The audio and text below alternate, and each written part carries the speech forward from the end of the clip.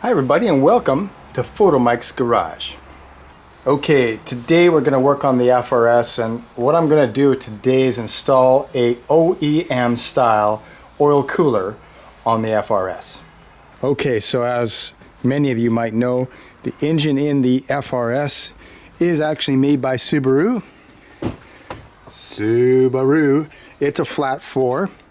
And so a lot of things from other Subaru engines will actually fit on this car, including a factory style oil cooler that's used on previous models of the flat 4, used in a Forester, used in the WRX.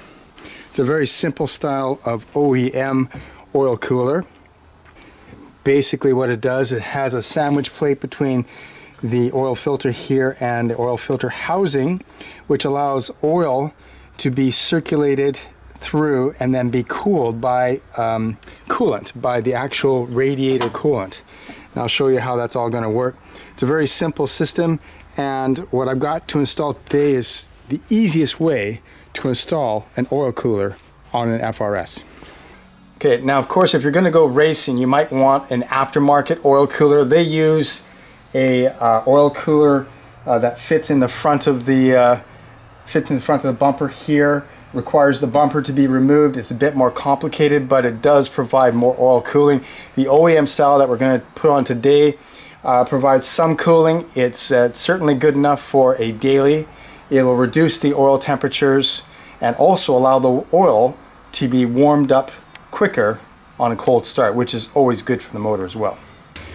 Okay, these are the two basic components that you need to do this little oil cooler setup here. This is the most important part, of course. This is your sandwich plate. There we go. Sandwich plate comes with a gasket. And this is going to go between your oil filter and your oil filter housing. And as you can see, coolant will come in through this tube, circulate, and take out heat from the oil, and then go back to the engine. And that will provide a cooling effect that will be definitely noticeable on your car.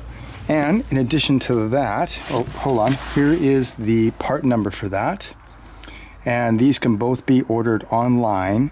Both are Subaru parts. And I'll put a link below where these can be ordered.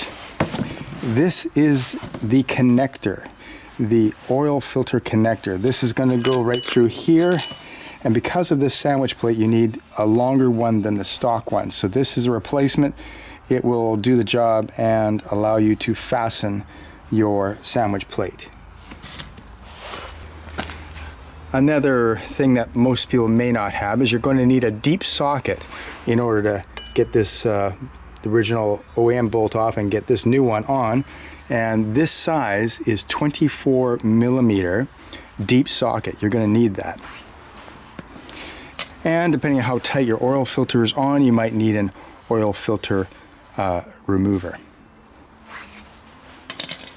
Okay, so I've noticed that the oil temperatures in the stock FRS are quite high. They regularly run at around 215 degrees Fahrenheit, which I think is fairly high. On the track, of course, they go way up.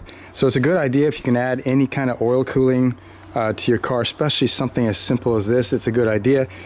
These two items I ordered are not expensive. You'll see the prices when you look at them online. They're not expensive. I think I got the whole thing for around $80 or less. So, and of course, an aftermarket oil cooler that fits behind the bumper may be more effective, but it's way more expensive. They can be up to perhaps $600. So this is definitely a budget way to do things. And it's a simple way to do things, and I like simple things. I might call this the lazy man's oil cooler. Yeah, that's an idea.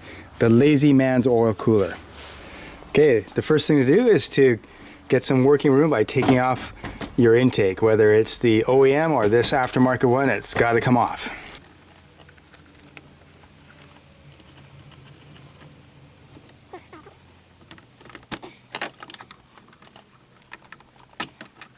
Okay, with our intake off, we can see the hose that we're going to attach. We're going to take this OEM hose off, which actually supplies hot water to warm up the throttle body. we're going to take this off of here and of here, and these two lines, we're going to make this into a line that's going to go underneath the air conditioner over to our new OEM oil cooler setup here, right? So this is going to come off, but first we're going to take off the OEM oil filter here.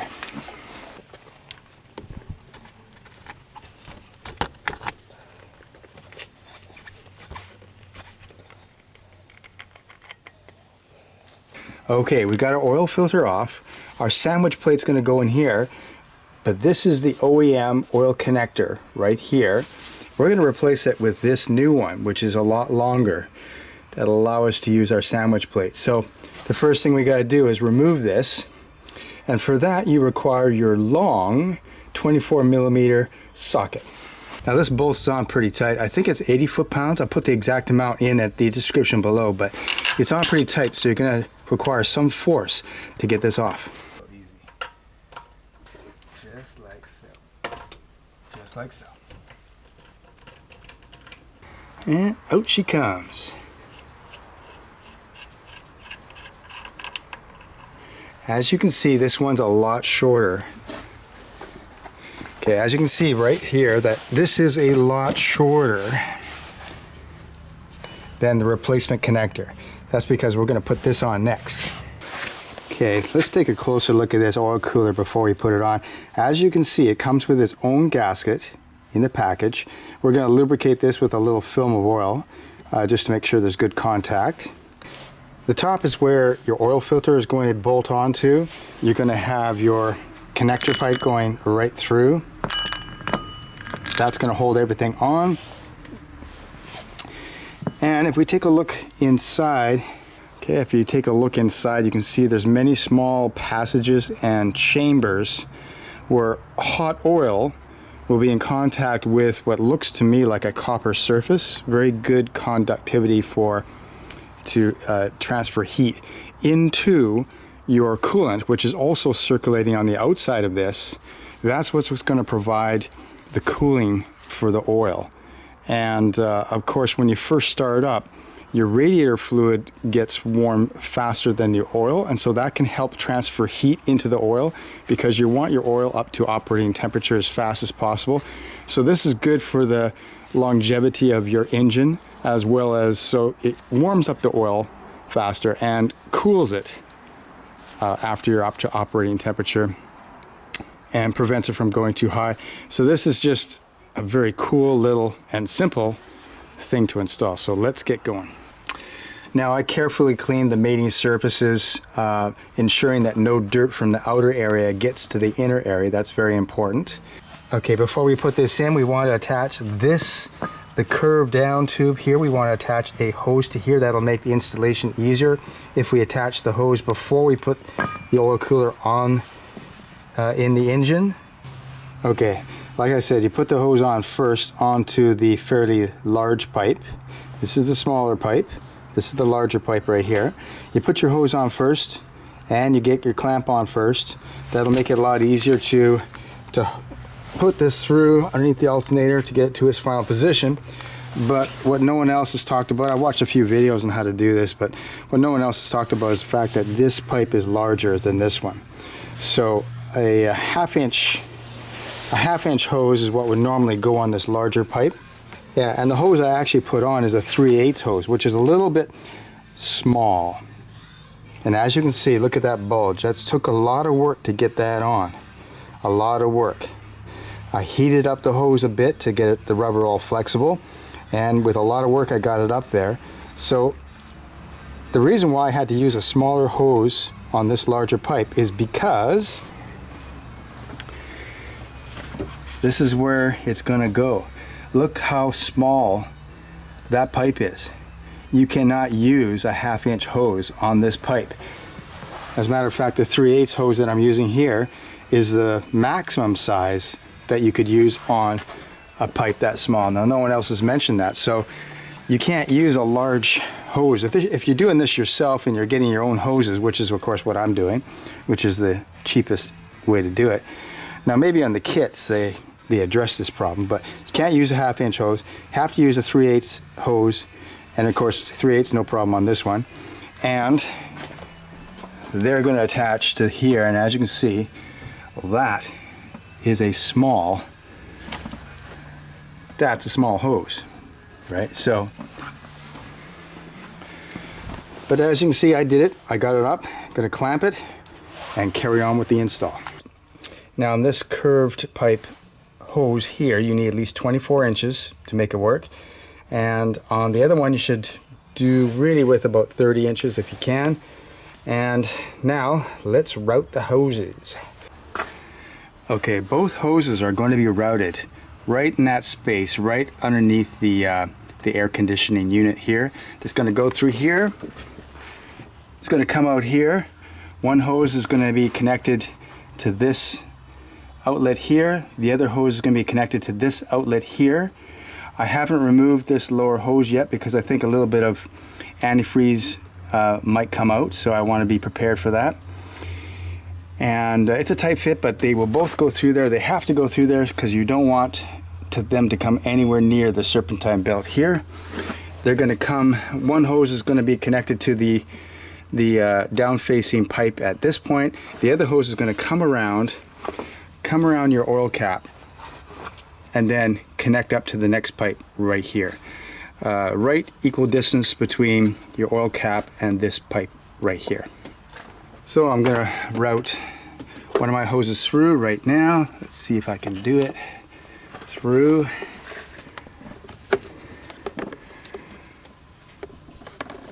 As you can see, that's not too hard. So you can bring that through.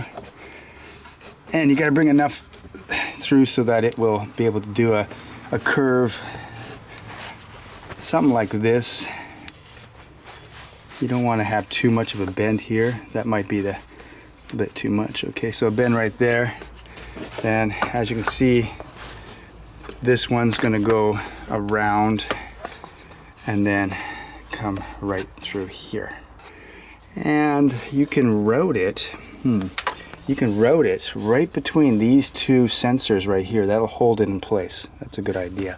It's a good idea to have your clamps on already in a proper position where you'll be able to reach them once they're on the pipe.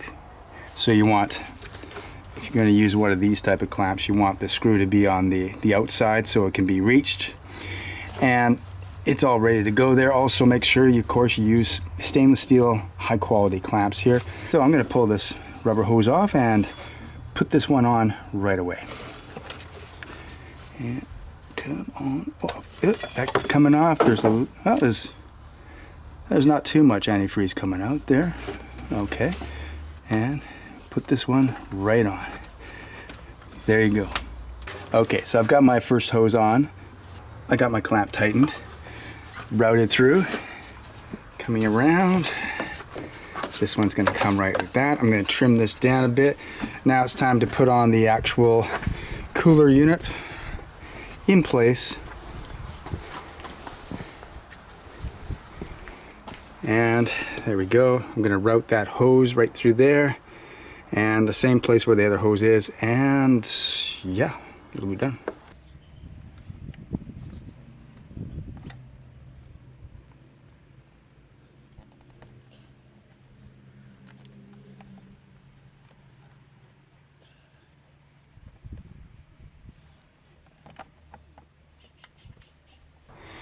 Okay, I've got the second hose routed through. That was pretty easy. One thing I want to make sure is that you've got this rubber gasket on before you put it on your oil filter housing.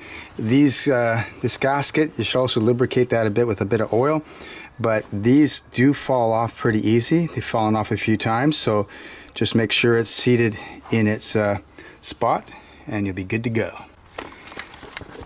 One more thing I just noticed, the oil cooler housing has this little tab that sticks down.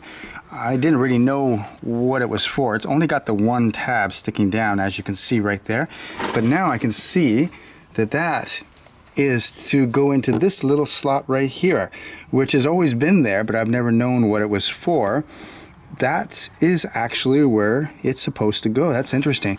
And that will, of course, keep it in the proper position to route your hoses. So that's interesting. Looks like Subaru thought of everything here, and this engine is already set up to have this oil cooler being used with it. That's cool. Okay, there she is, seated in place in roughly the correct position, and as you can see, we actually have quite a bit of extra hose here. I'm going to have to trim that. A little bit extra hose on this one, and of course on this one too, so they got to be trimmed. And the next step though is to secure the oil cooler into the oil filter housing, and of course we're going to use our extended bolt, long end. Where did you come from? Man, cats are amazing. Or stupid. Anyway, this bolt goes straight through here, and we will hand tighten this. Okay, I've got one hose completely routed, clamps on tight, hose goes through here, comes out down here, goes between these two sensors. This clip comes right out easily, so you can put that in there, and then goes round all the way to here. Then you got another clamp on here, stainless steel, in a position where I can take it on or off if I want to. And there you go, that's the routing for one hose. This one already been clamped here, routed underneath, coming out here. Now I'm going to trim this to fit, put on my clamp, and then we'll install that. Okay, hose been cut to length, got my clamp already on, ready to go, and on she goes. Just like that. Okay, all the hoses are installed. Both hoses, 1, 2, installed, clamps tightened. Got to make sure there's no extreme kinks in either of these hoses. The throttle intake it's going to come right here, and both hoses go underneath the air conditioning unit.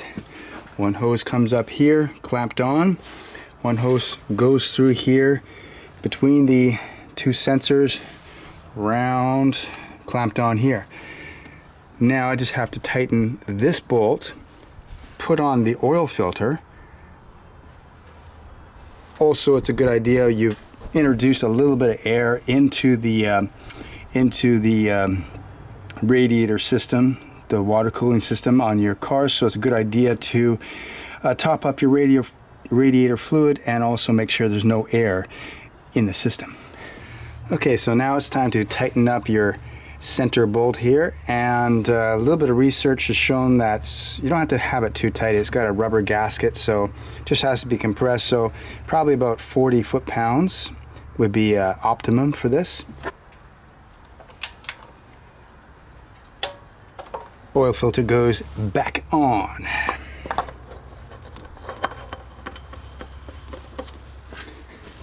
Get that hand tight, that should be good. Now we got to put our intake back on, and then good to see if it works.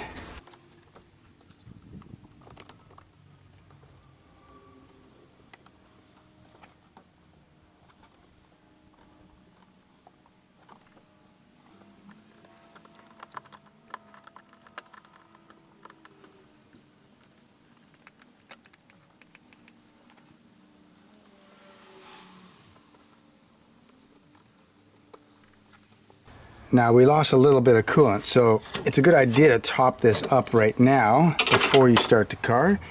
And also, after you start it, you will need to, there's been some air introduced into the system.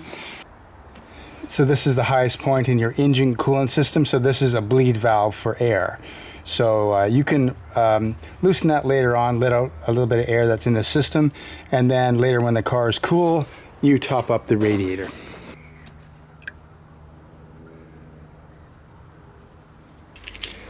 Let's start her up, check for leaks.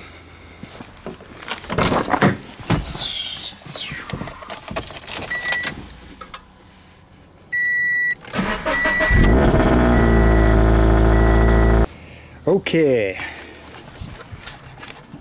there you have it. The system is installed.